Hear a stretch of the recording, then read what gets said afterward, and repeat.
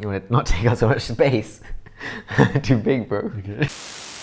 Today we're going to showcase how to make bolognese in two ways. Mine will be a low prep budget bolognese. And mine will be a more fancy, extravagant bolognese to impress your friends and the missus. Today I'll be using some tagliatelle, beef mince, and some store-bought sauce. I'll be using celery, 2 carrots, 1 onion, chicken stock, beef mince, pork mince, parmesan, red wine, bacon, and truffle tagliatelle to top it off. So our first step is to bring some water to the boil. Always remember to salt your pasta water. First, we're going to dice the carrots. And then we dice the celery. And lastly, we dice the onion. Now we're going to cook the base of the bolognese sauce. It's going to be a carrot, celery, onion, and bacon stock, added with a bit of chicken stock to really enhance the flavor. We're going to start by heating up the bacon to get that nice, fatty, oily texture. We're going to add some butter to get that oil going. So we're going to let the bacon sizzle for a bit. We just want that fatty oil to really get released from the bacon. And after that, we'll discard it and use it to cook the onion, celery, and carrots. Once the bacon's cooked, we're just going to remove the bacon and separate it out.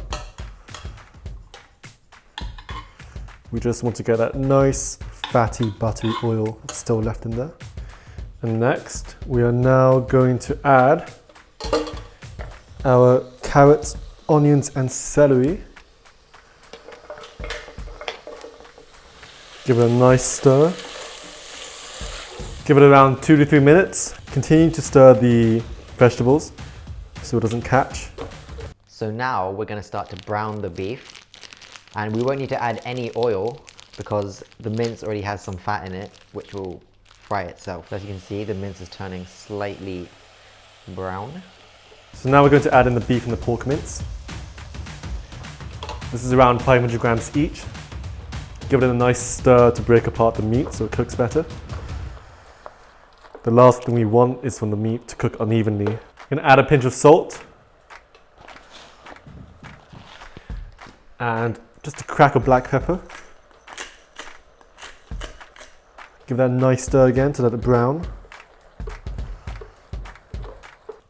So by cooking the meat and the vegetables all in one pot, we really retain the flavor of everything. That way, you really get a more rustic sense to what you're cooking. You just want to continuously stir this until the meat's been fairly browned all over. Now it's time to put the tagliatelle in. So this pasta has a cooking time of around 8 to 10 minutes, and you need to check the package to see how long your pasta takes to cook. Some are fast cook, some are slow cook. Okay, so now I'm going to drain off the excess fat from the mince. If you would like a more flavorful mince, then you would leave it in and mix it in with your tomato sauce later. We're now going to add 5 tablespoons of tomato puree.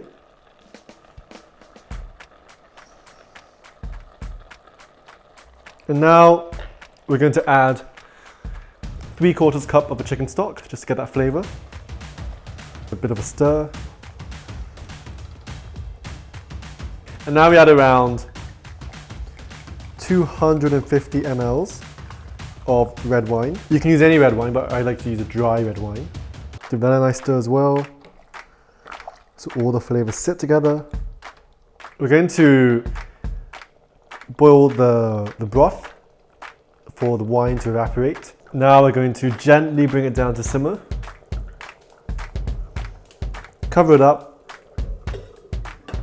And for the next 3 hours, just let it rest and cook away. Okay, so now I'm going to add the pasta sauce to the mince. And now you're going to bring this to a simmer. And then it is ready. Nice and easy, very simple. 3 easy steps which anyone can follow and make a basic bolognese.